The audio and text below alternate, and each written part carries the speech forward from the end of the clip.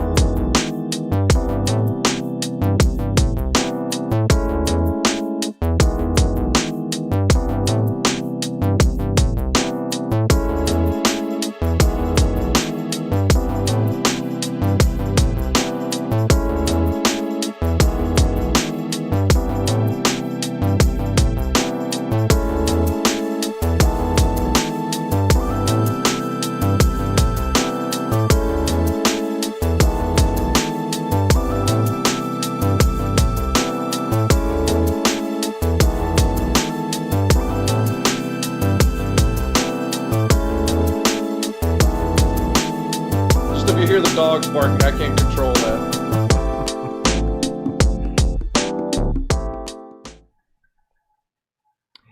Hey everybody, and welcome back to another episode of Rappin with ReefBum. I'm your host Keith Berkelhamer, and on today's show, I am chatting once again with Mike Paletta. Hey Mike, how you doing? How you doing? Pretty good. How's everybody doing out there? Pretty good, pretty good. Thanks for being a guest again on the show. We had you on a few months ago, and I see there's a whole bunch of people coming into the live stream. Welcome, folks. I see some familiar faces out there. Brock B, thanks for joining. Algae Warrior, Scotty Damron, thanks, folks. So, for those of you that don't know Mike, and I don't think there's too many that don't know Mike, you know, he is an icon in the reef keeping hobby and has written a ton of articles for many publications. We also talked about this before the show. He's also published a couple of books that I guess nobody reads anymore, but these books, if you want to pick up something to learn about reef keeping, I would recommend picking up the New Marine Aquarium and the Ultimate Marine Aquariums. Those are two books that Mike wrote, and Mike has also been a speaker at many reef keeping conferences in the U.S. and around the world, and I know Mike has also been doing a lot of Zoom calls in the U.S. and around the world, but perhaps that's going to change, right, Mike? Maybe you'll start doing more in-person stuff. Yeah, when we were with Sanjay at Ecotech a couple of weeks ago, we both decided we're going to cut down on the Zoom calls because all we do for the most part is talk. We don't get to see anybody or talk with anyone or interact. Or the thing we really enjoy is seeing other people's tanks. That's what gets us motivated a lot of the time. And it's nice talking with you on here, but not seeing any other tanks or anything kind of diminishes how much fun it is. Yeah, for sure. So we'll get into a whole bunch of stuff. I know you've been on a couple of videos recently and talked about some stuff, so perhaps we'll dig a little bit deeper into that. Before we start chatting with Mike, though, I want to thank the show's sponsor, Marine Depot. I really appreciate Marine Depot being a sponsor of the show, and I also appreciate all you folks out there in terms of the viewers. So please spread the word and hit that like button, because the more people that like this live stream, the more people will see it in that recommendation engine on YouTube.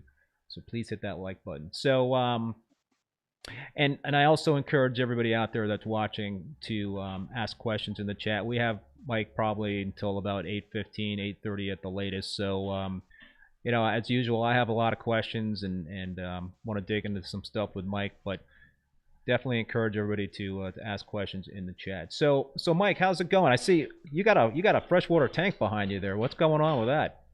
Yeah, since the last time I was on, I basically finally gave up on the Elos tank working as a long-term saltwater tank.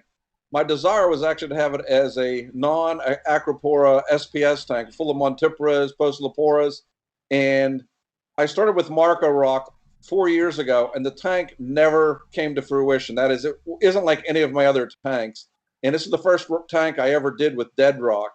And Sanjay has been having the same issues, and I've talked with a lot of other people around the country and around the world that have started with dead rock, and a lot of us have had the same experience. The tank settles in, the cycle's set, you put the corals in, they sit there, and 2 or 3 months later, they just fizzle out. They never really encrust like they do in my normal tanks. They never really take off.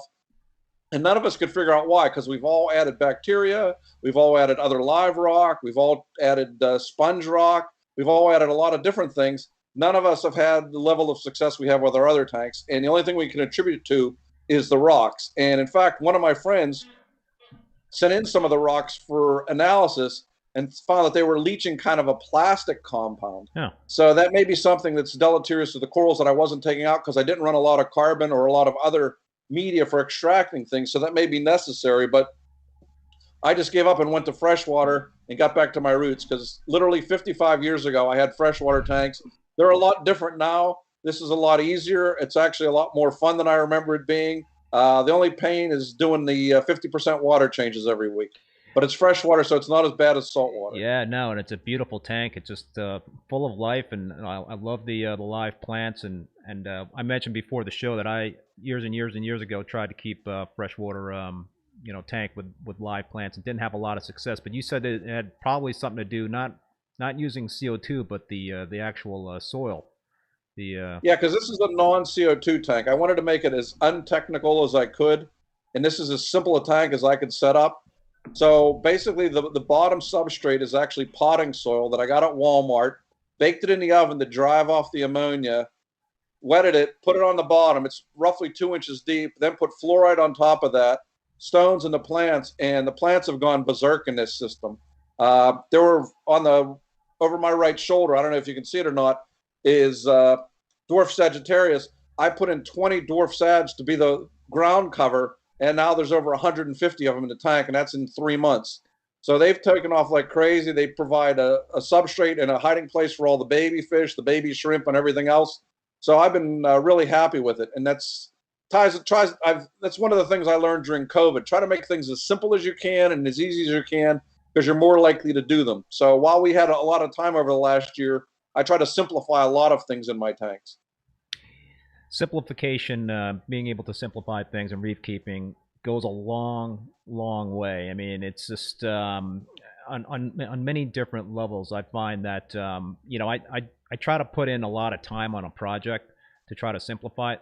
Something, if I have to put in 10-12 hours on a project to make life easier down the road, I'll do it. Or if it's something that's going to take me a week and many hours to do, I think it's well worth it, because I spent a lot of time on the plumbing for both of my systems to be able to do automatic water changes. Not automatic in terms of like doing a water change without me lifting a finger. I still have to flip levers and what have you, and turn on a pump to pump water out and then pump water back in. But just to set up the plumbing where I could do now a manual 30-gallon water change in probably 5 minutes is huge. Yeah, I try to do the same thing on this system, where I now have marks on the sump as where each 5-gallon increment of water removed from the system is. So I can remove my 50 gallons, which takes about 15 minutes, and just run it right down the sewer. Then I just put another tube back in the 50-gallon reservoir, drain it into the tank, and I do it slowly, because I found that dumping a lot of new fresh salt water, even though it's usually cured for a week, is not the best thing. It takes like an hour and a half for that water to slowly go in. But I've set up the tank now where none of the tank's inhabitants are sitting underneath lights and dry for any length of time. So there's no big rush in order to get the water back in. So that's one of the things I've done to simplify things. I've also made it easier to take the detritus out of the tank. I now have polyester pads around the overflows, and for 5 minutes that it takes me to change them out. it takes longer to hose them out in the yard, which I don't get to do in the wintertime, to hose them out than it does to exchange them. So it's really easy and simple. And that has made a huge difference in the amount of STN I was getting in the tank, because I was getting it wherever detritus was settling along the plugs. Now that there's no longer any detritus in the tank, the slow tissue necrosis has dropped dramatically. Yeah, you know, I think since the last time I've had you on, I've started actually using a power head to blow detritus off of the rocks in my tank, and you know, it's really something that has helped, because you know, I get little patches of cyano here and there, and if I don't do anything, then the cyano just kind of gets worse. So you know, even though it's a pain in the butt to do it, and you know, to get a power head and go around and blow things around, it's still something that I'm trying to add into my routine, at least to try to do. I don't know, I'm making a commitment to try to do it at least 2 or 3 times a week. Yeah, I'm now on the every other day cycle. For a while, I was doing it every day, but now that I've gotten most of the detritus out of the tank and have manipulated the power head so there's even fewer dead spots in the tank, I have to do it less. And by having the really efficient means for taking detritus out with these polyester pads, it's made it a lot easier, and I can do it a lot faster. Because before, I'd go with a ball base, and it was like it snowed in the tank. There was just so much detritus on the rock. Now it's just like a light drizzle, so it's a lot better in that regard. Is your 500 a bare bottom, or do you have sand in there? It's bare bottom. So you're also blasting the bare bottom as well? Yeah, there's a MP60 that blows across the front. There's a Panta Ray 64 running in the middle, and there's a Tunze Stream on the back. So all 3 areas, there's no dead areas on the bottom that I see easily. There's some rock behind it, but when I go in with a hose behind the rock, I don't pull out a ton of brown muck like I used to do before I got the water flow so good. Was your 90 or the Elos, was that a bare bottom as well, or did you have sand in? Yeah. Okay. That's bare bottom as well. Did you ever think about just doing a reboot with live rock only with that tank, just taking out the Marco rock, or did you just feel like you needed? I thought about it, but I said, do I want to spend the money redoing a tank? It's still going to take a few years to settle in, or do something simple. Because this tank that sits behind me, when you walk in the front door, this is what you see. So I don't want people looking at a tank that goes, yeah, this is Mike Paletta's house, and he got this crappy coral tank behind. So I wanted something that when you see it right away, you go, this guy has some clue what he's talking about. So this tank has grown in really fast. People like the green plants and the bright colored fish, so it's easy. Yeah, no, it's a great look. So let's. I mean, I still have 4 other tanks, so I don't really need. Yeah, no, I think you have your reef tank fix still in place there. Let's talk about you know, we're coming into the summertime and we're starting to get some hotter weather. What do you do in terms of anything to keep your 500 cool? Do you have a chiller in that tank? No, I'm lucky I don't have to. 1, it's in the basement. 2, I got a duct cover that blows the air conditioning for the whole downstairs. Wow. Blows across the tank, which helps a lot. And then I got a Vornado, the biggest Vornado fan, and I cool it by evaporative cooling as well. The only thing I also have to run now, though, because it's summertime, I also have to run a big 2-gallon dehumidifier down there, too. That tends to heat the room. So I've moved that into a different room, and I can open up the door to the garage so it blows the hot air into the garage, but it still dehumidifies the room. Yeah, you know, on my system, I run on one of my, you know, my established system, I'm running metal halides. And, you know, the system is in the basement, finished basement. And I'm, you know, in Vermont, it doesn't really get terribly hot, but it can get kind of hot in the room. And I just kind of messed up in terms of how I set up the, I do have a chiller on that tank.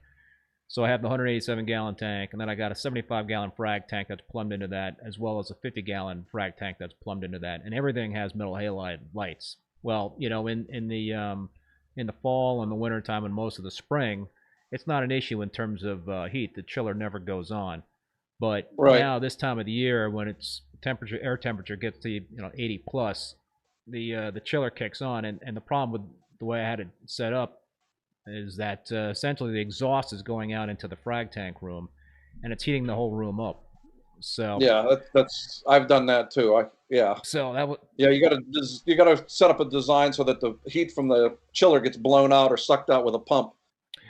Yeah. or with a fan. Right. So I have two fans over the frag tanks that are helping in terms of keeping it cool. But what I've also done is I've changed the light cycle on the frag tank. So they're going on a couple hours earlier than the display tank, and so that's made things better. What do you like in terms of your temperature range for your tanks? I keep it around 77, 78 in the summertime, and I keep it a little bit cooler I keep it around 76, 77 in the summertime, and I keep it 78, 79 in the wintertime. My thought process is if I get a power outage, I don't want it to get too hot too fast, so I keep it cooler in the summer. And conversely, in the wintertime, if the power should shut off, having the tank warm, it'll take longer for it to get cool. So in that regards, I'm trying to protect myself against the stupidity of the power companies here. Yeah, you know, my But I also do have a 200 amp generator, so I can kick the flow in. I can go without the lights for 3 or 4 days. But if I needed to run the flow, which is far more critical in my mind, yeah. I have enough generator to do that. P Guy May, thanks for the super chat, and it's got a question. Hi, great guest. Does Mike use trace elements along with his calcium reactor? I'm not using the calcium reactor anymore. I was having too much of an issue with CO2 and keeping the pH down. Just because most of the calcium reactors, you have to dump the water somewhere that's at a very low pH. And I found I was having more problems getting the pH over 8.0 when I was running a calcium reactor. So I've gone to Bulk Reef Supplies 3-parter with soda ash, calcium chloride, and magnesium. Do that, and I do Reef Moonshiner's trace elements every day. And what I like about it is you can go and get your ICP test and then plug your numbers into his calculator, and it'll tell you exactly how much to dose every day. So that has made a big difference. That's I did like 18 experiments over the year and a half we were in quarantine. And that's one of the things that I did find made a big difference in terms of getting the corals to grow in coloration, was adding trace elements and not having everything at 0 all the time. So did you try different things in terms of trying to have your pH elevated with the calcium reactor? You know, one thing that I've been doing is dripping the effluent into you know, close to where the skimmer pump is. Try to degas that way, and it seems to have been working. And I've been also using a lot of Kalkwasser to help elevate the pH. So, and another big thing that helped me is I had an air exchange unit installed. So, especially in the wintertime, to bring the fresh air into the house is definitely helped. So, yeah, I mean, for me, it's helped me elevate my pH even with the calcium reactor into like the 8.1 to 8.4, even 8.5 range. Yeah, I did all that, but that got to be too much of a pain to mix up the Kalkwasser every night. And I was running a CO2 scrubber. That became prohibitively expensive because I was using up the media every 2 weeks, and I was running a huge reactor on that 500. So I've gone to opening the window slightly at night and putting a damp towel across it to keep the heat out but let the air in. That's helped. But I've also increased with the Vornado fan blowing across it. That's helped. But I also got a CO2 monitor to monitor what the CO2 levels in the air in the room are. Because if the CO2 levels are high, it really doesn't matter what you're doing. You're not going to be able to bring down the CO2 levels in the tank and bring up your pH. So now I monitor what the CO2 levels are in the room. What else I did was I got real fine air stones, and those sit in my overflow pipes going down from the tank, and it's a 4-foot drop. So the air stones are sitting at the bottom, and they blow up across the top, all 4 feet, and they help drive off the CO2 that way. And that's helped bring it up about 0.2. So now my pH really never drops below 8.0 at night and goes up to like 8.3, 8.4 every day. Oh, great. And that has also significantly improved the growth rates in the corals. Yeah, no, pH is certainly very important. How much of the you're using 3-part? Is that what you're using? How much of each part are you have to dose every day? I'm doing about 360 to 400 milliliters of their mix. Yeah. Every day. Yeah, I was doing like about up to 300. I was using the ESV 2-part, and I was doing almost 300 mLs a day on the ESV 2-part, and that was getting a little expensive. I'd imagine the bulk reef supply is a little bit more economical. Yeah, and I buy it in 50-pound or 35-pound buckets, so that makes it a little more reasonable. I mean, the only pain is mixing it up once a week, once every 10 days, because it really goes through the 1-gallon containers. And when you go on vacation, you're going to make sure you have enough in there so it doesn't start being depleted by the end of the vacation. I know. Folks, I just again want to encourage you to ask questions in the chat while we have Mike here. It's a great opportunity with a reef keeping icon on the show and the live stream. So let's there's so many different things I want to ask you here, Mike. I know you just mentioned before the RTN and STN, and I saw some of your videos from the past few days where you talked about using witch hazel, right, to help cure that in the tank. Where do you find witch hazel? Witch hazel I just get at Walmart, believe it or not. It's like $3.50 for a bottle. You need roughly 10 milliliters per 100 gallons. I've done higher than that, but I only recommend 10 milliliters per 100 gallons for most people. What you have to do, there's been a whole lot, and there's actually going to be in the latest Coral magazine coming out. There's a whole article on good and bad bacteria and the biomes and everything else. And it all ties into what we've already been talking about, in that when you have low pH and high CO2, or any kind of real instability, it really stresses the microbiome around the corals and allows pathogenic bacteria to tend to predominate. That's what causes the STN or RTN if it's really, really stressed. So what you're doing with the witch hazel, which is a antiseptic, is you're trying to kill or reduce the levels of bacteria on the surface. Now that's all well and good. You can slow it down, but you don't necessarily get rid of it.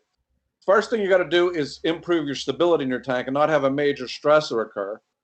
Second thing you've got to do is you have to reintroduce the good bacteria. So in that regard, I started adding, after a week, Microbacter 7, Biodigest, Tunzes bacteria, as wide a variety of bacteria as I could to see if I could get rid of the pathogenic bacteria. Actually, in the mid-1990s, I know most of you all weren't born in the mid-1990s, but in the mid-1990s, they were starting to bring in acropores from Fiji.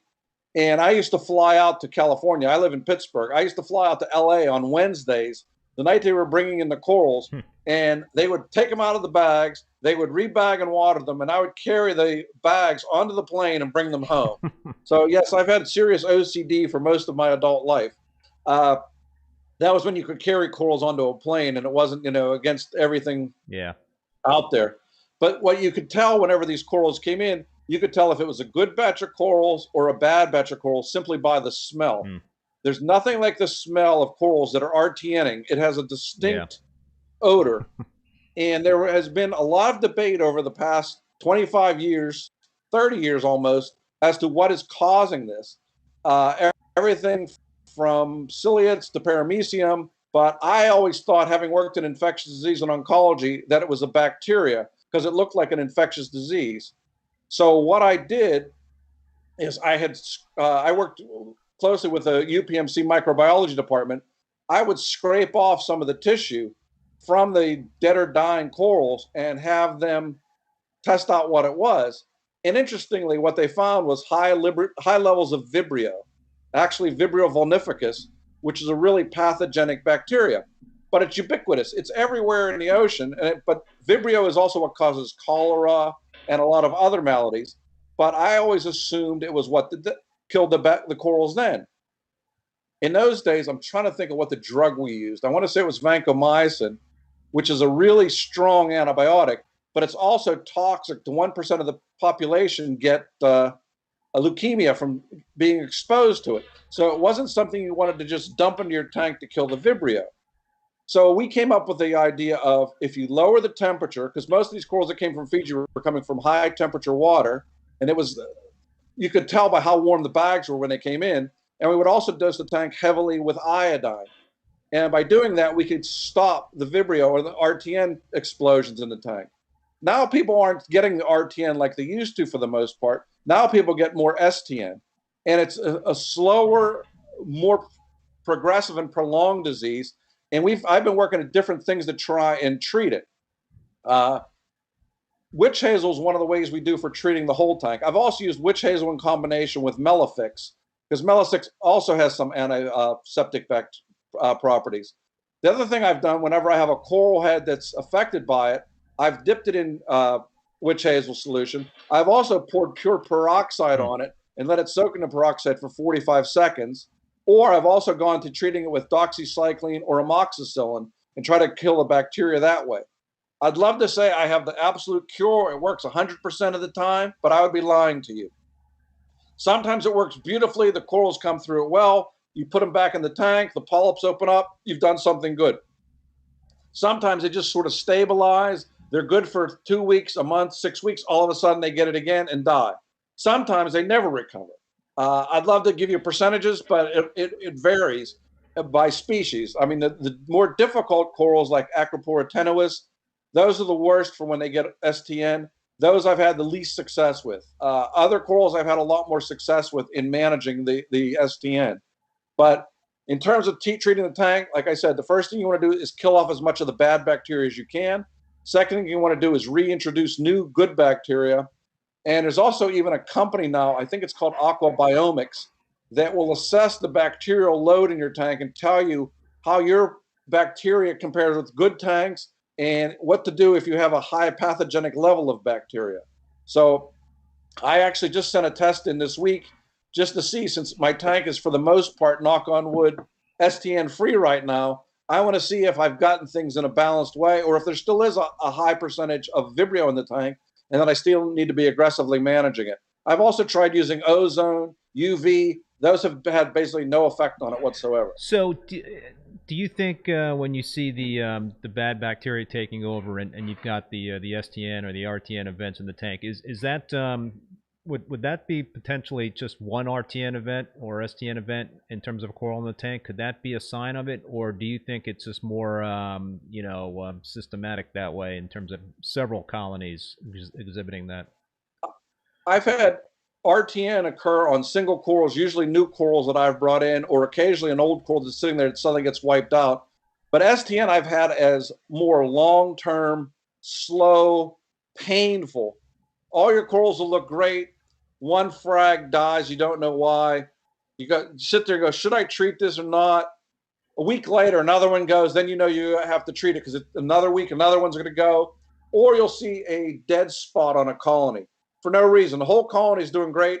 All of a sudden, one spot dies. Usually it starts at the bottom, but sometimes in large colonies, it starts in the middle. All of those, in my mind, are variations of STN. Now, when I see it in a coral that is in the tank, I will get peroxide and base the coral with the peroxide. I will then hit it with some Lugol's iodine, and then I will start treating with the witch hazel in the tank. Fortunately, like I said, right now things are good because I have worked really hard since the beginning of the year. I stopped doing experiments and I've tried to keep the tank as stable as possible. That has made a huge difference, the stability factor, rather than me constantly putzing around to try and make things incrementally better. And I mean, if anyone learns anything from tonight's talk, try to keep your tank as stable as possible. If you want to experiment, understand that's going to set things back. It's not necessarily going to incrementally improve things. Literally in 1986, I gave the first talk in Toronto, and one of the most profound things I ever said was nothing good ever happens fast in a reef tank. Only bad things happen fast. And people sort of nodded their heads, but one guy went out, and I also talked about iodine that time, and I was talking about adding like 2 drops per gallon once a week. He went home and added a whole bottle of Lugol's iodine and bleached his entire tank out. So doing more of something does not necessarily make anything better. And that's one of the things people don't really understand is if you look at all of us in the hobby has progressed profoundly and amazingly over the last 20 years. So now everybody has at least this level of success. You can keep 95% of the stuff with no problem. Everybody's here. And if you looked at all the people doing it, everybody does it a little bit different. Nobody does it the same. So what does that mean? We all have this basic level of knowledge, and then one guy does a little bit here, another guy does a little bit here. We tend to hybridize things, thinking this is going to make our tank so much better, and it doesn't necessarily do that. Yeah. And I mean, the thing that drives me nuts is looking online at the most dazzling, amazing pictures. And I've never had, as much as I would like to, I've never had corals that look, my whole tank didn't look like those corals in the pictures. I have nice looking corals. I'm very happy with them, but I don't do Photoshop. I don't put on 6 different kinds of lights, orange glasses and some other thing, and a black light flashlight to get these colors on things. So I go in understanding. I also try to grow things not to be this big, but to be this big. So that if I sit 10 feet away, I can look at a coral and go, that looks really good as a big colony. And I sadly think a lot of the people in this hobby miss out on that. When I go see people's tanks with big colonies, it's always a thrill. Because one, I know they'll give me a frag or whatever I want. But two, because the colonies look really special. It looks much more reef-like than what our tanks look like. You know, this is kind of leading down a line of towards a subject that I wanted to ask you about, and that is the name game. When I had Jake Adams on the live stream, you know, we talked about the name game, and he was certainly against it, and more about talking about the corals using the scientific names. So I can only assume that you feel the same way. I actually wrote an article about that 7 years ago, that the name game is a marketing ploy in my mind. It helps you establish to a level of here of what certain things should be. But now, whenever Indonesia was closed and nothing was coming in, what I saw were 5 vendors selling 5 of the same corals with 5 different names. So in that regard, it's lost its ability. Originally, the name game was to provide lineage of where the corals had came from. It wasn't a marketing ploy. Then my good friend Steve Tyree realized that if it was a Tyree this or a Tyree that, it had more marketability, it had more value. I don't know if you remember the corals of the month where you would get on his waiting list. 2 years out, right? Literally for years. Yeah. to get corals, which I give him credit for, because it really did help expand the love of the corals.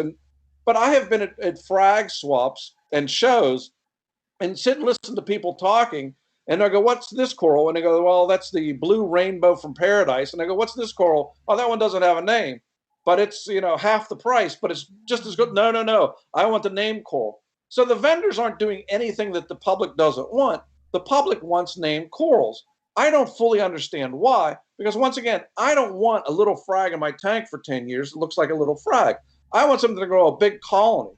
I mean, anyone that has seen a frag of like Vivid's confetti, it's gorgeous as a little frag, but when it gets to be a big colony, it's absolutely astoundingly beautiful. Why you would want a little tiny frag of that rather than a big colony, I don't understand. But as I've come through this Corona situation, I realized I don't understand a lot of stuff now. I just don't fight it like I used to.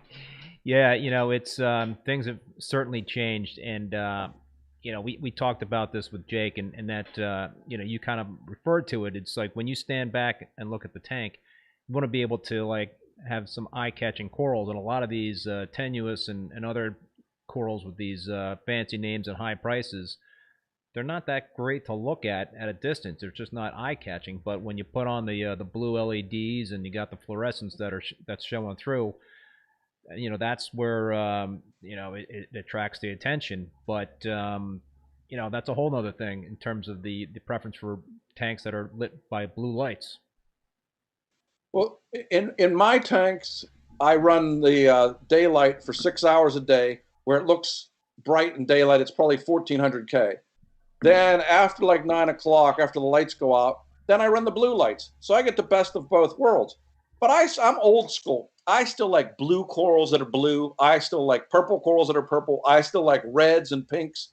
And if you run all blue lights, you don't see blue corals and you don't see pink corals. And to me, that's not what I'm looking for. I'm looking for something that catches my eye. A pink and a blue coral do catch my eye.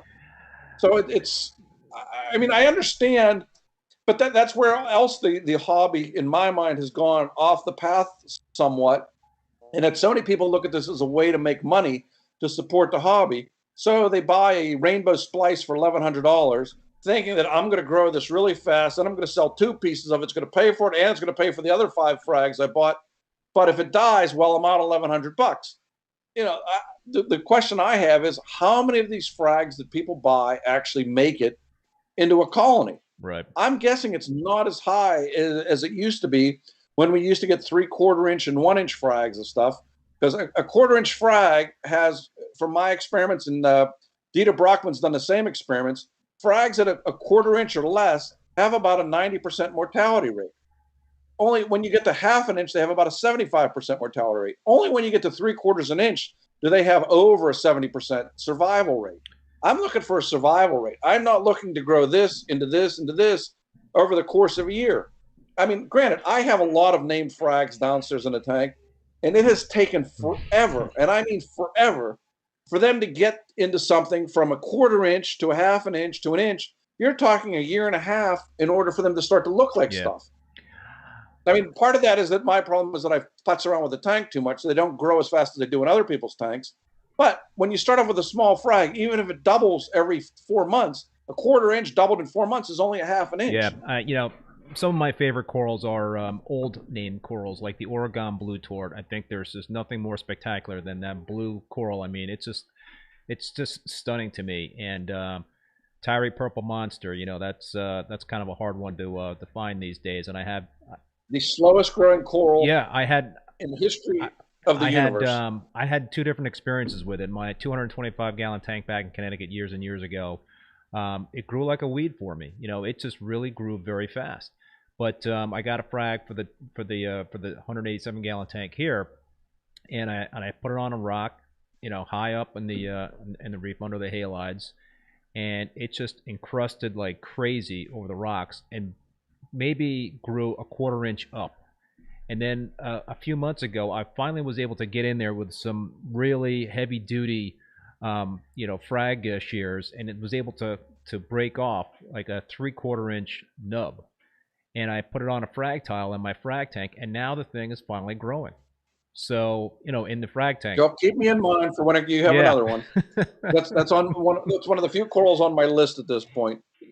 Because Jake actually was in Solomon's, I think, 2 or 3 years ago, and saw the big colonies of it there from the Solomons. Because I remember when Bob Mankin brought it in, and basically Tyree got it from him in the mid-90s.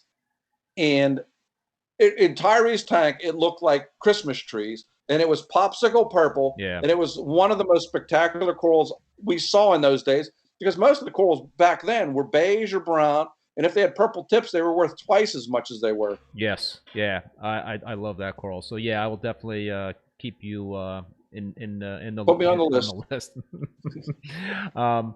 So we got a bunch of comments in the chat here, Mike, and just want to remind you folks to please hit that like button so more people can find the live stream. We've only got 32 likes and we got about 90 people watching, so get busy, folks. So Alex Correa, my guest on the show recently, has got a whole bunch of questions, and he actually has some follow-up questions for you, Mike, about the Vibrio that we've been talking about. So one of the questions he asked is, do you think the addition of the bacteria should be the permanent solution in avoiding the Vibrio succeeding, and how often should we add, and what brands of bacteria? I think you already mentioned you're using the Brightwell's Microbacter 7. Well, that's just managing. You're still just managing the symptoms. The cure is getting your tank to be as stable as possible. Because just for my own stupidity and my own mistakes, I found that any kind of big stressor can kick in another episode of STN. So if you can keep things stable and then eradicate the bacteria, bad bacteria, and then reintroduce the good bacteria, that's basically how you solve the issue. And in terms of the types of bacteria that I'm adding, I had Microbacter 7, I own Biodigest, I own Dr. Tim's, I had Tunzi's, and there's one other one. Because I don't think any one strain or culture or whatever has everything good I want in it. So you add that. You add the witch hazel at night, because that seems to be when the bacterial swarms tend to come up more. So you're trying to eradicate them right as the lights go out. And then you add the new bacteria in the morning to try and replace them around the microbiome around the corals. So those the bacteria are going to consume a lot of nitrates and phosphates as well, right? Is that some of them are. These the Vibrio do not consume a lot of nitrates. A lot of the other ones what do. you're adding though is right, going to consume, like I know the Microbacter 7 can drastically reduce the nitrates and phosphates. It'll help clean the tank, or you can even add a small amount of Vibrant. I've had mixed issues with Vibrant. I've had it work phenomenally well, but I've had also issues where it took things down way too fast, way too aggressively. That's another bacteria that you can add. So just go slow is what I will suggest when you add these. But like I said, I suggest adding a mixture rather than there's one perfect one. The same thing when I add coral foods. I don't believe there's any one perfect coral food. So I add a variety of things, including right now I'm feeding live rotifers and live phytoplankton I'm culturing. So what are you using? Are you using any traditional nutrient export things at this point besides protein skimming on your tank? Are you using macro algae, or are you using GFO, or do you not need that stuff? I have Miracle Mud, and on the Miracle Mud, I have a refugium filled with Caulerpa, and up in the overflow box is about a 5-gallon system filled with Miracle Mud, and it has a red Tunzi light in it, and it grows Caulerpa in there that I could feed small countries with how much Caulerpa it grows. So that has done a great job at keeping my phosphates less than 1 and my nitrates of 5 to 10. I think we talked about this the last time, but last year at this time, I did a survey of 20 of the people that I think have really phenomenal success and really phenomenal corals, and I got all of their data, and I mean all of their data. I spent a week for 6 weeks gathering data. Each week I would gather it from 20 guys, which was like herding cats to get them to all send their data in. But fortunately, they did that. And one of the interesting things I found was there was all kind of different variances about how much nitrate and how much phosphate they kept. But the people that I considered the most successful, that had the most colorful corals, didn't necessarily have the lowest nitrates and lowest phosphates. They actually had relatively high ones. But what they all had was a ratio of nitrate to phosphate of at least 50 to 1 nitrate to phosphate. Those are the people that had the nicest, fastest growth and most colorful corals. So from that standpoint, I have been trying to keep my nitrate to phosphate ratio at least 50 to 1 and even better 100 to 1. And growing Caulerpa is selective in that it will remove nitrates more than it will phosphates. So phosphates will be consumed by the corals because phosphate is a prime component of ATP, which is the energy to drive the corals. So one of the things I have tried to do is minimize phosphate additions into the tank. Like I said, during this quarantine, I did a lot of experiments. I had a lot of free time on my hands. So one of the things I did was I assessed 25 different compounds for how much phosphate they contain. So I started this thinking, okay, we all talk about detritus, but no one's really looked at how much phosphate is in detritus. So I started off with a tablespoon of detritus, dry detritus, and put it in a cup of water. It was off the scale. Okay, I took a teaspoon and put it in a liter of water. Still off the scale. I finally got where I was adding a 1/4 teaspoon of dry detritus into a liter of water, RODI water, and that gave me a phosphate level of 0.62. So think about that. A 1/4 teaspoon of dry detritus had that. I go, okay, here's my baseline. Let's measure some other things. So I was also having an issue. I was starting to use some freeze-dried foods, and I was feeding them constantly. Freeze-dried krill, freeze-dried mysis, freeze-dried cyclops, freeze-dried rotifers. All of those, when I took a 1/4 teaspoon and put them in a 1 liter of RODI water, they were all off the scale. No more feeding freeze-dried food aggressively. I feed it very slowly now. Then I went and looked at a lot of the other foods that we do. Mysis, frozen mysis. I squeezed the juice out of the mysis, put it in, off the scale. So all my mysis gets rinsed. Okay, how about mysis itself? Let it sit in there for a couple hours, take it off. It has a reading of like 0.8. So it's really high in phosphate as well. Obviously, I had a lot of free time on my hand that I got to do this for like a month. But it was amazing how many things are in phosphate. The only things I found that were relatively low in phosphate were flake foods that were predominantly plant-based. Those had the lowest on my 0.62 scale of phosphate. I call it the 0.62 scale because that's what the detritus was, which was the first thing I tested. So anything that came in below that I thought was pretty good, but literally everything has phosphate in it to some degree. So what you have to try and control is how much you're adding into it. I mean, almost all of us use RODI water. I test for that with a TDS meter all the time to make sure it's when it gets to 4, I change everything out. So I am very aggressive at doing that too. I screwed up and I was using lanthanum chloride to bring my phosphates down. And I got lazy one night, and I was usually doing it over a very slow period, and I added it, and it's like it snowed in the tank. I lost my yellow tang. I lost my pair of Hawaiian flame wrasses. I lost 5 other Cerulabris wrasses. Stupidity and being fast. Nothing good happens fast because I added it too quickly instead of dropping it in over the course of a night to take the phosphate levels down.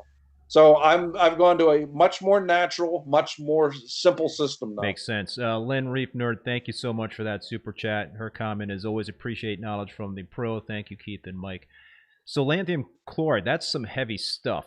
Did what do you think spiked your phosphates? You had to really use that to. This was using the freeze-dried food, and I had run out of reagent for my phosphate, my Hanna phosphate. And I didn't think, okay, in a week, my phosphate levels can't go from 0.1. Well, they went from 0.1 to 0.80 in the tank. And I could see the corals were stressing. I was getting algae that I never have. I was getting, there were lots of issues. And the only thing I could see was as soon as it came in and I measured, I go, oh my God. And I tried to bring it down way too fast. I didn't listen to myself, thinking, I know this is bad. It didn't happen overnight, but it did happen over 7 days. So even that was bad enough. And that also kicked in another ART or STN episode. So even a stressor like phosphate can kick in STN. Yep, no, for sure. Hey, Mike, you mentioned UV, and you're using it now on your 500-gallon tank, right? Are you using that 24/7? Yeah, I have a 120-watt UV sterilizer. Are you using that 24/7? And if so, how are you managing all the bacterial additions in terms of going through that UV? I turn the UV off when I add the bacteria in the morning for 4 hours and let them basically circulate. I mean, like I said, it doesn't do anything for STN or RTN, but I've had 0 problems with ick or any other diseases in the fish. I mean, like none, which has never happened before. So I know it's killing off whatever is running through the tank. I've also cut back on any kind of dinoflagellates, the free swimming ones. I've not had any issues with those since I put the UV on. Fortunately, I haven't had the non-free swimming dinoflagellates, which a lot of people have had, but the UV has taken care of that. Yeah, I so on my my young Peninsula tank, it's 7 months old, and I started it with live rock. It's a bare bottom tank, and you know, I've been taking things really slow with the tank, but my nitrates and the phosphates bottomed out on it for a couple of weeks, and I'm like, oh, okay, I better like get them up. And I didn't want to have to dose nitrates and phosphates. I wanted to just feed more. I wanted to just feed more heavily in that tank, and which included like some amino acids. And boy, let me tell you, I had some outbreak of dinos in that tank. Yeah. That it was crazy. You know, it's just I thought I saw some signs of it. I'm like, uh-oh, I've seen this you know, picture before. Yeah. And so it exploded. And so what I did was I siphoned out as much of the dinos as I could, and blue basted off of the rocks what I couldn't siphon out. Did a couple-day blackout, but then I also put a UV sterilizer on the tank. And again, knock on wood, 2.5 weeks later, I've not seen, you know, one sign of the dinos. I mean, I did ID them in a microscope, and it did appear to be the variety that does go into the water column at lights out. So you know, fortunately, but there's actually an easy test for that. You just siphon some out and you put it in a cup of tank water, and you spin the water and mess it all up. If it congeals, it's the kind that are free swimming that are problematic. Oh. If it stays distributed, then those are the ones that you're really going to have problems with. Yeah, no. So knock on wood, it looks like I have the free swimming ones, but you know, I'm just kind of wondering whether I could continue using UV on that tank 24/7, you know, for the foreseeable future. Do you see any negative impact in using UV 24/7 on a reef tank? I've not had any issues with it because the main thing, I still have a lot of fish in the tank, and I have a lot of tangs, and I'm always worried about an ick outbreak, which happens with tangs if you look at them funny. And since I've done this, I've not had any issues with that. I mean, there's like literally no white dots anywhere on any of the fish in the 3 tanks. So the UV, you don't think is zapping any of the beneficial bacteria that's going through it, or is it? And it's just not having. I'm turning it off when I'm adding the bacteria. I'm letting the bacteria settle in for at least 4 to 6 hours, and then I kick it back on. So it may be killing it, but if it hasn't attached to the rocks or anything after 4 to 6 hours, odds are it's not going to do anything anyway.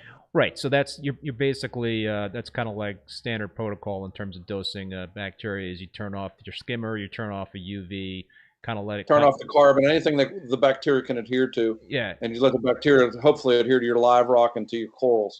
You think you should also turn off the activated carbon? I turn that off anytime I add anything.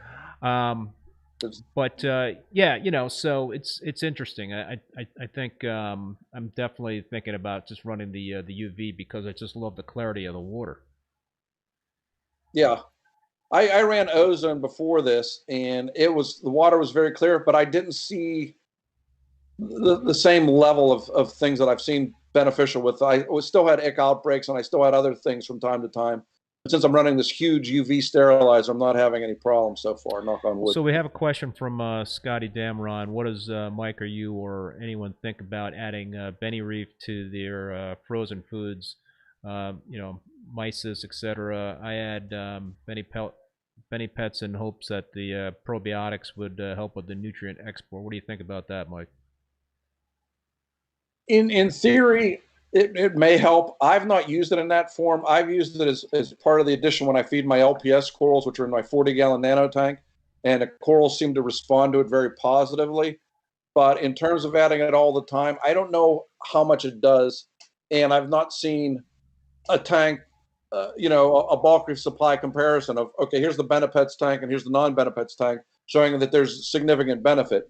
And that's actually the problem I had when I ran a lot of the experiments I ran. See anything that was so dramatic, so fast that I go, wow, this made a big difference. A couple things did.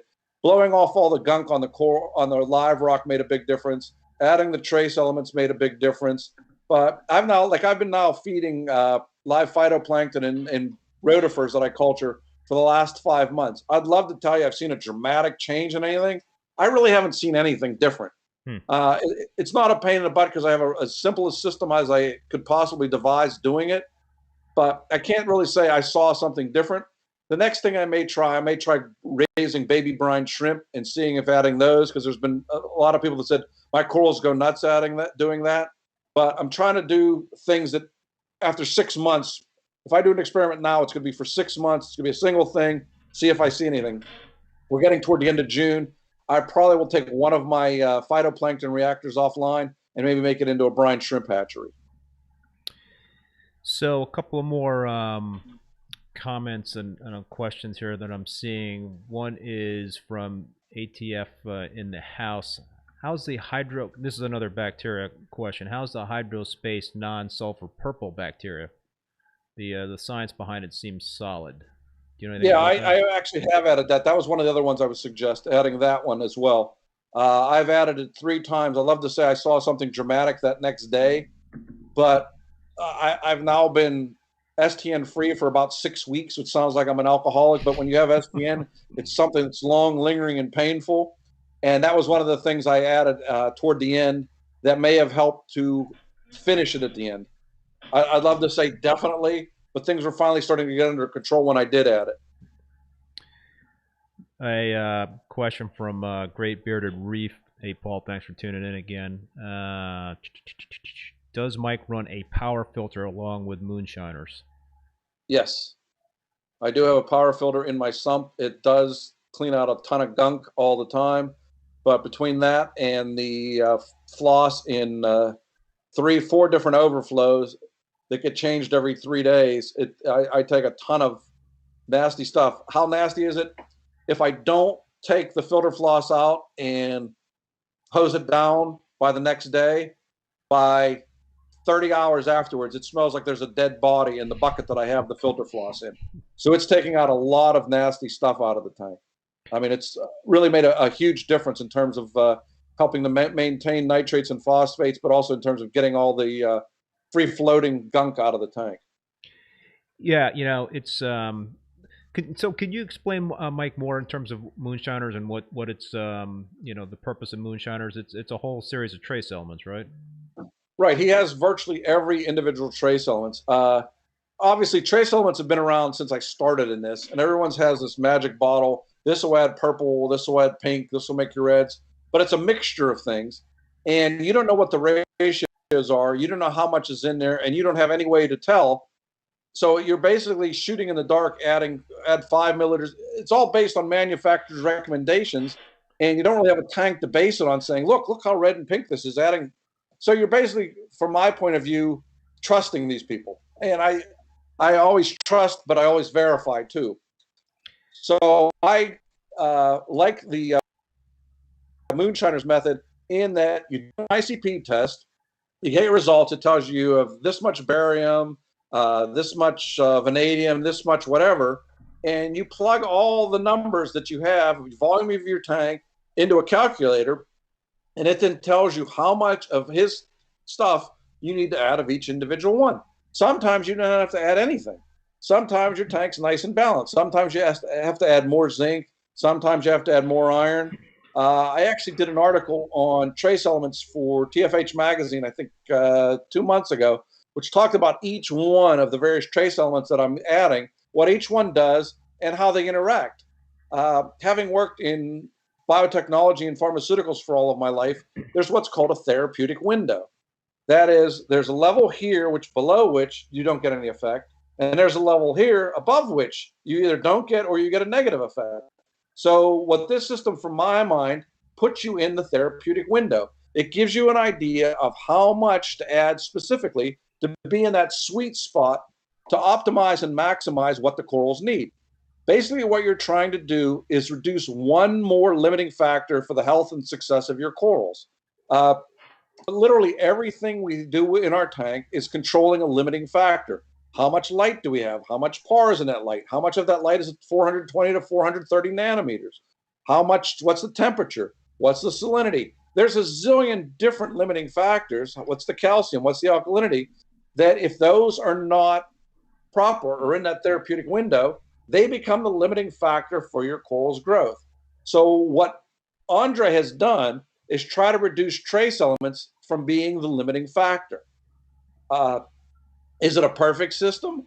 No, but I've been running it now for almost a year and a half, and I have seen corals that were good get even better.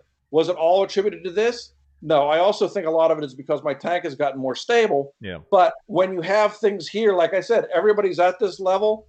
The next thing we're going is incrementally. How do we get things better, better, better, better?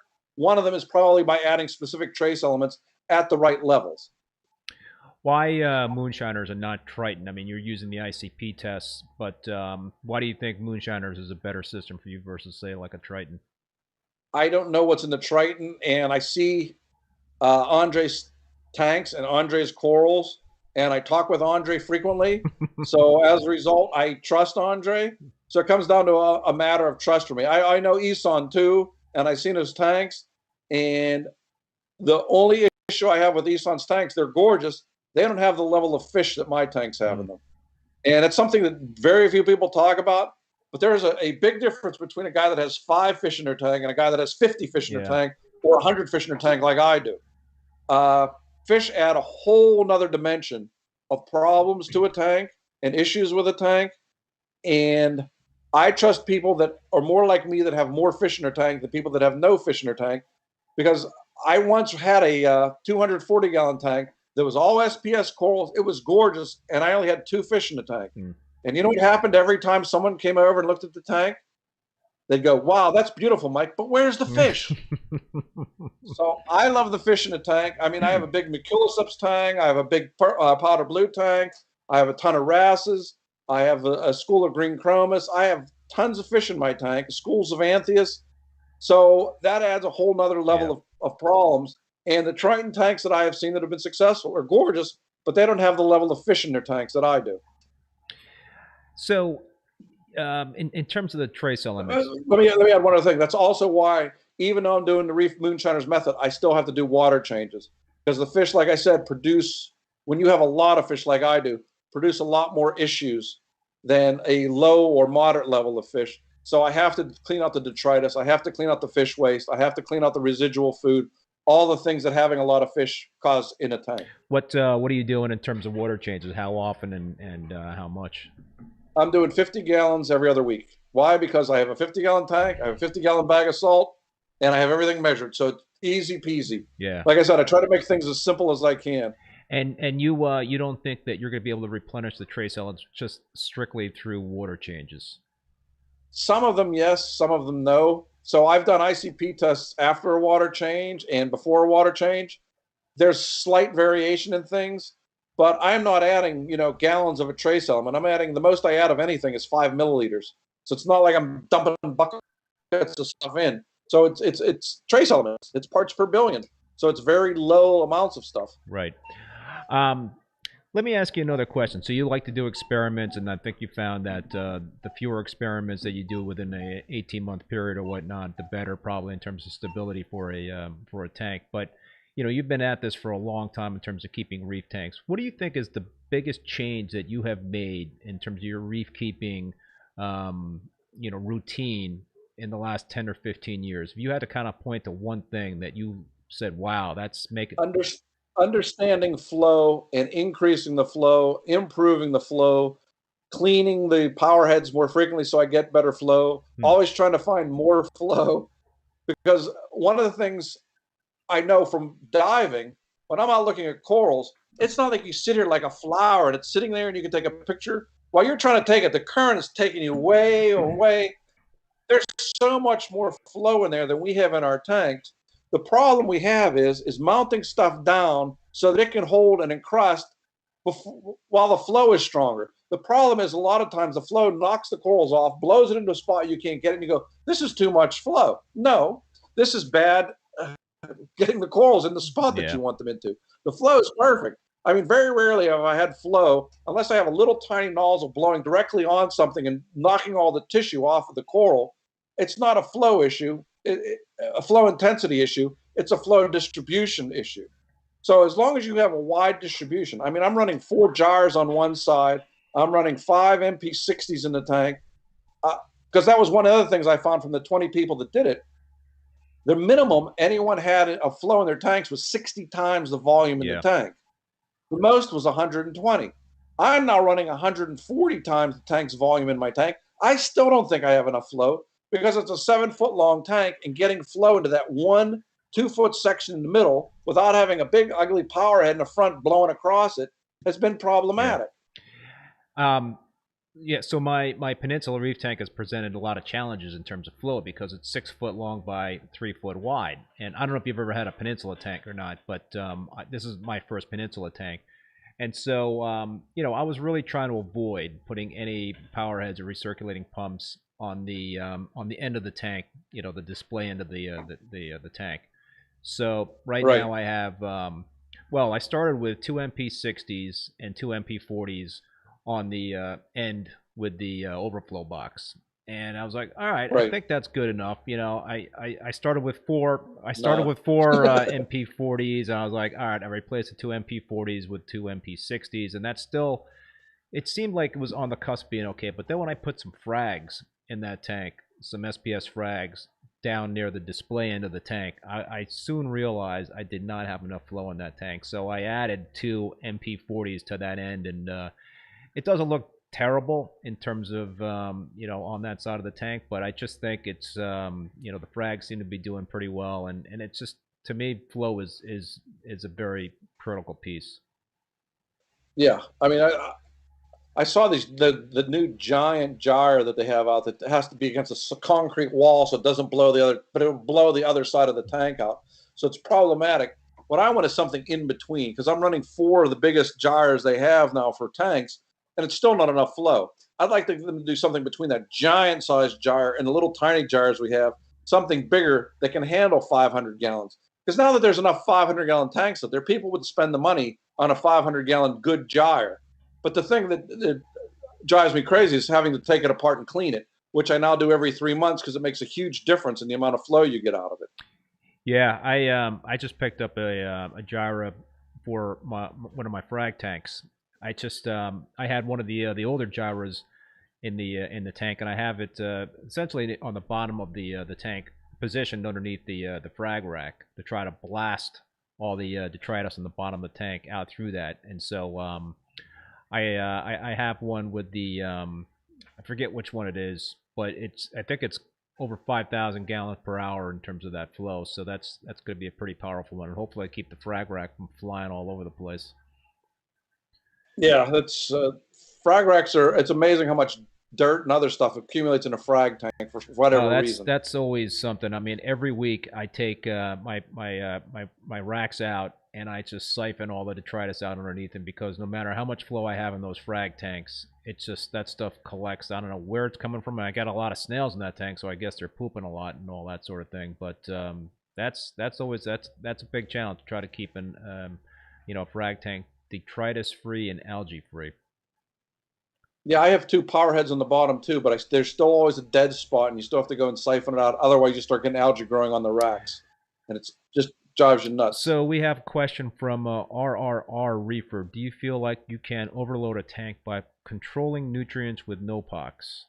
Have you ever used? I've played with those, and I've played with other carbon sources. I mean, vodka, vinegar, sugar.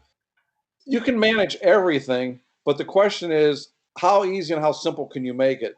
I mean, I have friends that are running Syforax systems with big, thick pipes of Syforax, adding no-pox to it and getting phosphate there. The question is, what is your goal? Is your goal to get phosphates down to 0? That should not be your goal. But having it as a happy medium. I mean, from my point of view, I want it typically to be from 0.05 to 0.12, somewhere in that range.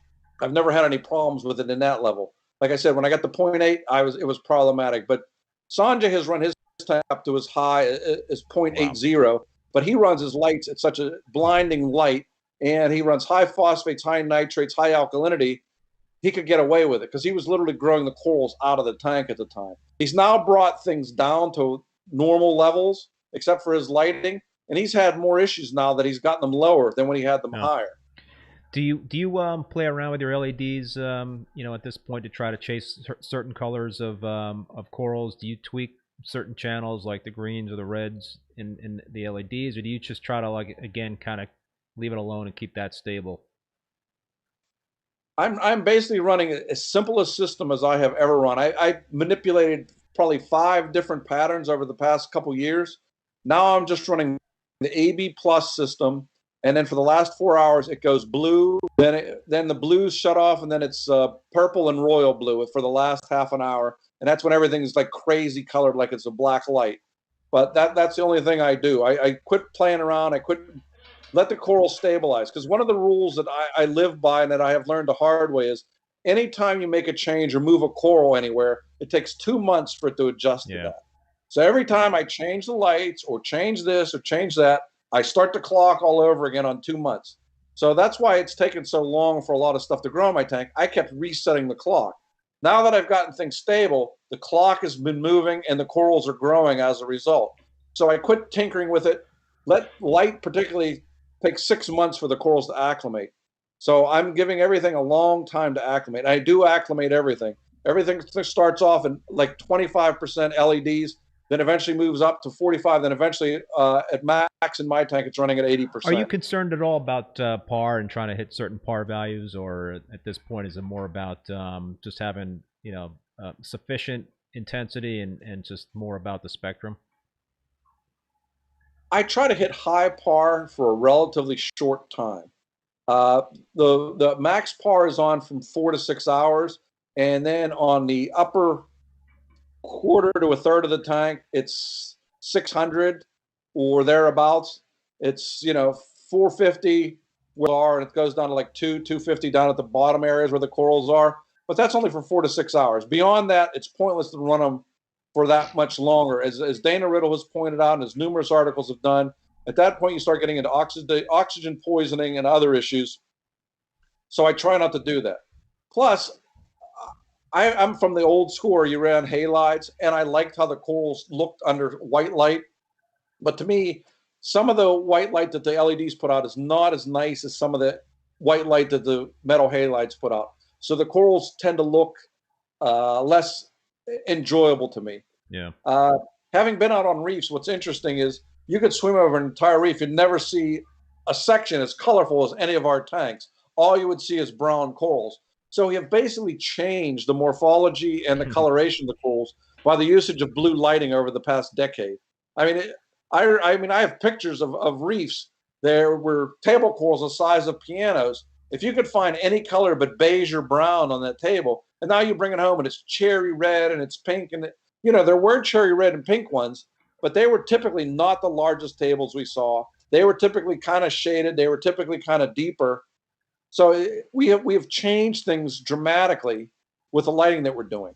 So I've quit manipulating things. I've played with a lot of things. Now I do it so it's enjoyable to look at the day. There's enough light for the corals, and then at night it turns blue. I mean, like, by the same token, I've seen Sanjay's tank now, and I probably have more pictures of his tank than he does over the past 15 years, actually 20 years. We've been friends now for 27 years, I think. Wow. Maybe even longer. He didn't have kids when we first became friends. I have seen his tank. He runs all his LEDs 100% for at least 8 hours a day. The colors on the coral are great. They look really good.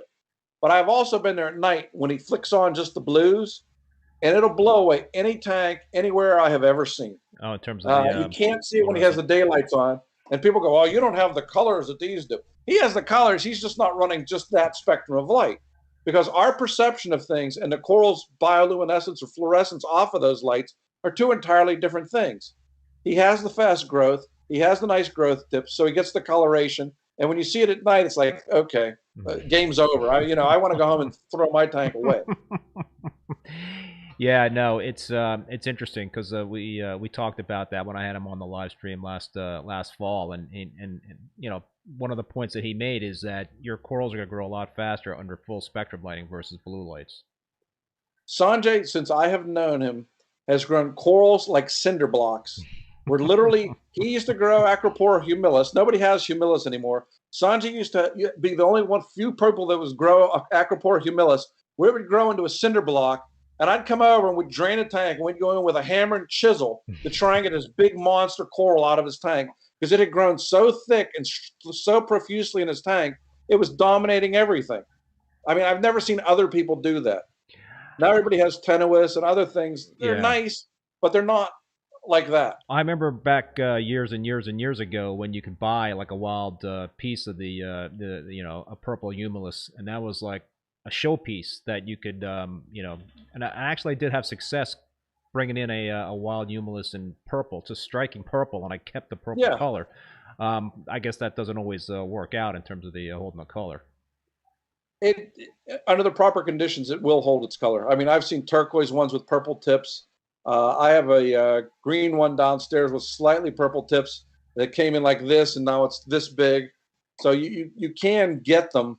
It's also getting blasted with flow, and that's, people don't take that into account. Certain corals require significantly more flow than other corals. I mean, they just come from areas where there's strong flow. Tenuous typically don't come from areas where they're getting blasted with current, versus humilis, geminifera, spathulatas. They typically like more flow. I mean, we've started to forget and not know the different conditions that everything has. One, because most of the stuff we're getting now is aquaculture or mariculture. Right. So it has become, it's like the live bear in the tank behind me. They've been bred to tolerate the conditions that we have. These have been grown to tolerate the conditions that we have. And the corals that don't tolerate those conditions either don't thrive or we don't get them anymore. You never see maricultured humilis. You rarely see other thick branched corals. You don't see maricultured stags for the most part. I love stags too. Those are just great corals. It's a natural looking coral in a reef tank. So Mike, listen, I want to be sensitive to your time here, and just wanted to wrap up the show. Any final thoughts before we tune out for the night? One last thing, as I stressed throughout this, that I learned during our incarceration where we were all stuck inside, try to keep your tank as stable as possible. If you learn nothing else tonight, don't be constantly fiddling around, trying to, this guy's this guy's doing that. If you have it where you're happy with it and things are good and things are growing, give everything time. Time solves a lot of problems in our tanks. If you have an issue, manage it, obviously. But if you're not having any issues, don't try to find new issues to cause trouble with. I've done that stupidly many times, particularly over the last 18 months. And now my whole goal is stability, stability, stability, just to see the kind of success that I've had in the past when I wasn't constantly experimenting, when I wasn't constantly trying to change something to make things a little bit better. And it's always good to always make one change at a time to kind of see, isolate whether or not that is working. Right, and give it enough time to see, because you're not going to see anything in a month. It's going to take you at least probably 2 or 3 months till you start to see what effect that change has made. Yep. Well, Mike, I want to thank you again so much for being on the live stream. I'd love to have you back again at some point down the road, and perhaps we'll see you in person at one of the upcoming trade shows. I know you want to be out and about now that COVID is seemingly winding down, right? Yep, we're going on vacation and everything, so life's good. All right, Mike. Well, listen, that'll do it for this show. I want to again thank Mike for being a guest on the live stream, and I also want to thank our sponsor, Marine Depot. So for supporting the live stream, please keep them in mind when you're shopping for your reef tank. I also want to thank all you folks out there that tuned in tonight, and the folks that made the contributions via the Super Chat. Thank you so much. My next live stream will be on Monday. Coming back Monday, June 14th at 7 p.m. Eastern Standard Time. I got Scott Anderson from Mile High Reefers, so he will be the guest. Should be another great show. Until then, be safe, be well, and